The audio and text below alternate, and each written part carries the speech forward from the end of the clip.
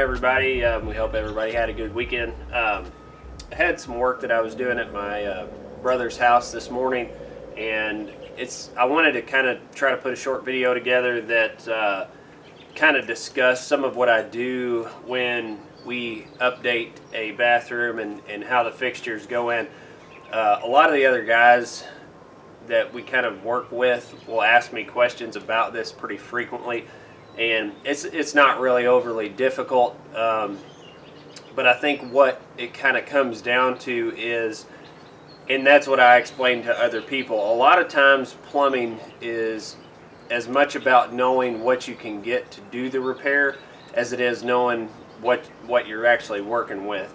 And what I mean is what kind of parts and plumbing parts go together so that I can complete the job. What can I go to the store and buy to fix the problem? Because generally, more often than not, I think that is as much of a hurdle as it is actually doing the repair. Now, not everybody can do plumbing repairs, and I understand that, but a lot of times it's just as much about knowing what you need to get to make that repair. So I'm going to drop a new tub in, I'm going to change out the shower valve, and I'll kind of explain to you how we go about installing the shower valve. Now, what we generally install is Delta. Now, this pretty much is universal. It applies to pretty much installing or changing out most shower valves.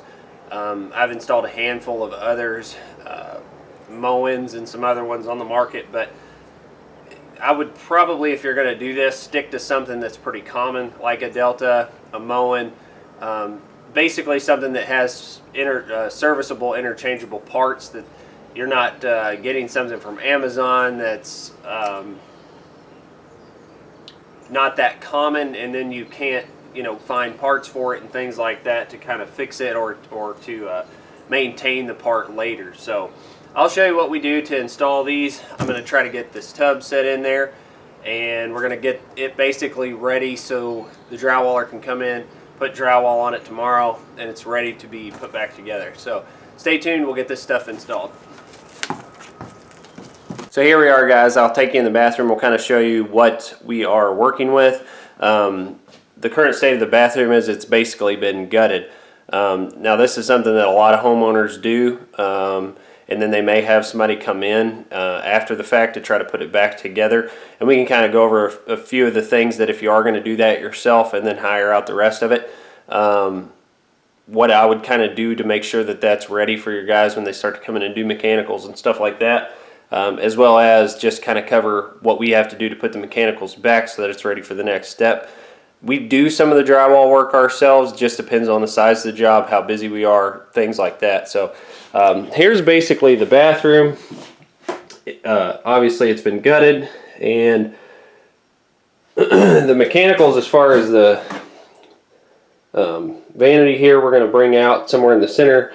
It's going to a single vanity bowl, so plumbing will need to be condensed down to 2 supplies and 1 drain. So I'll move that. Obviously we're attaching to old copper here, so I'll probably have to use a Fernco for the drain, and I believe 1.5 inch copper, you actually need 1.25 inch Fernco to 1.5 inch PVC. So I'll get 1.25 inch by 1.5 inch Fernco here. We'll extend off the drain and I'll change it over to PVC. And then as far as what we're dealing with the tub, there's your old drain for the tub, and I will have to do basically the same thing there to install the new tub drain and get the tub put in. And then these are the supplies. I think this is where people start to get a bit confused on updating a bathroom. Copper's really common, CPVC is common, PEX is common more now. But just what do I need to do to go about getting this ready for a valve? I do have the valve setting here. Here's a little bit more up close view of the valve, and basically, if I can get this off with one hand, this black ring that is on here is basically just a trim ring, an installation ring that they will cut their drywall into. You'll take it off when you're installing it, but it's also, as far as depth, that black flange, when you install this valve in the wall, you need this flange to be basically flush with whatever your finished wall is going to be. So that will give you your gauge as far as the depth of the valve in and out. And then as far as the valve, these come in different, I guess you would say different configurations. As far as, you can get some that have diverters built in if you're running more than just a shower head. You can get these that don't have this bottom output, that are more meant for just a shower. Now this is a tub application, so we need this bottom. But what I basically do is just thread PEX crimp 2 fittings onto here. This is this is 1/2 inch pipe thread. So I will get 1/2 inch female adapters that go in crimp 2 PEX, and I'll thread, tape, and pipe dope these. I'll thread the fittings on there, crimp everything down. A cartridge goes in here, and there's a couple of different ways that these deltas can be bought. You can get them in basically this configuration from a plumbing warehouse. You can buy kits that already have these in them if you go to some of your big box stores. Now there are some really cheap delta kits that do not have serviceable parts, so just kind of be mindful of what you're buying. Another thing, when you're installing it, it tells you which way is up, and that's something to be really mindful of when you're installing it. If you could see, there's a copper tube in here, and you may be able to see it in this top hole. Let me see if I can get the lighting. In that top hole up there, there's a copper tube, and what it is the reason that this valve needs to be installed a specific way is when the water comes in on your hot and your cold side, basically that water is forced down to the tub spout, and then whenever you pull the diverter on your tub spout to make the water force up to go out your shower head, it's basically just ensuring that that water is being directed down to the spout. If you turned it this way, it's going to want to force the water up before it can come back down to the tub spout, and a lot of times it will cause your head to leak and drip without you wanting the shower to be on. So just something to be mindful of. But in the case of like this shower, my sister-in-law bought these trims. This is what's called your trim kit. This has all of the plates, the spout, all the things in it that will basically complete this to make this a full shower. So it's not anything too crazy. You can kind of look at some of the different things online and get an understanding of what it is that you're going to purchase when you want to do this and change or update your shower. And even just from a homeowner's perspective, this kind of gives them a better understanding of what a trim kit is. This is the mechanical portion, which is your valve that's placed in the wall. It can't be changed once the shower is done unless you would have some sort of access from behind the shower to change this out. But generally, if you want to update the trims, that's fine. You can change the internals, but this cartridge cannot be changed once it's installed. So we'll get to putting this in. I'll kind of maybe take some shots of what I do as far as installation, and then we can kind of basically go over it once I got everything done. But another confusing point is a lot of people are not sure how to connect everything to the valve from whatever their plumbing is. So basically, every time that I have copper, I have a sweat fitting. So basically it will get soldered onto your copper, and then it has the crimp side to be crimped into the PEX. A lot of homeowners I have seen, now these are SharkBite caps that are just capping the plumbing off for temporary. But I've seen a lot of homeowners, they want to put a SharkBite here and then put the valve in. It's your house, you can kind of do what you want to do, but as far as my understanding of plumbing code is, you're not supposed to use a SharkBite fitting in a covered space. So once this is basically drywalled, put back together, they consider that to be covered. This is no longer accessible. And like I said, to everything that I understand as far as the plumbing code, they consider SharkBites to be mechanical fittings. It's not what they call a permanent connection. So that's why I sweat and then crimp my pecs to that. It's basically the same thing that you would run into on CPVC. It can be glued and then crimped too. There are a few options. A lot of times if you get someone who does know what they're talking about in your home improvement store, they can kind of explain to you what fitting that you will need to convert from your current piping to the valve. So like I said too, if you have any questions, just comment down below. I'll try to give you the best information that I can on it.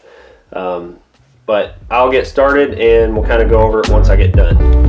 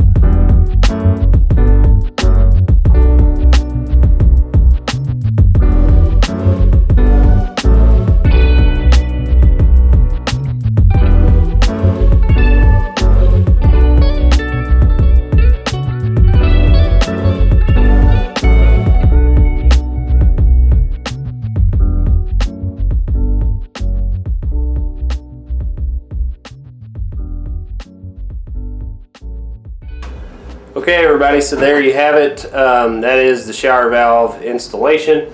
Hopefully you could see most of everything on the video. I tried to take as many shots as I could while I was doing different stuff, but if I really broke it down, if I really included every single little detail, this would be easily an hour-long video, which I know most people don't want. So also I apologize for the lighting in here. We don't have any of the fixtures in place, so I'm working with just kind of an elevated shop light. So I'll give you a little bit up closer look at the valve.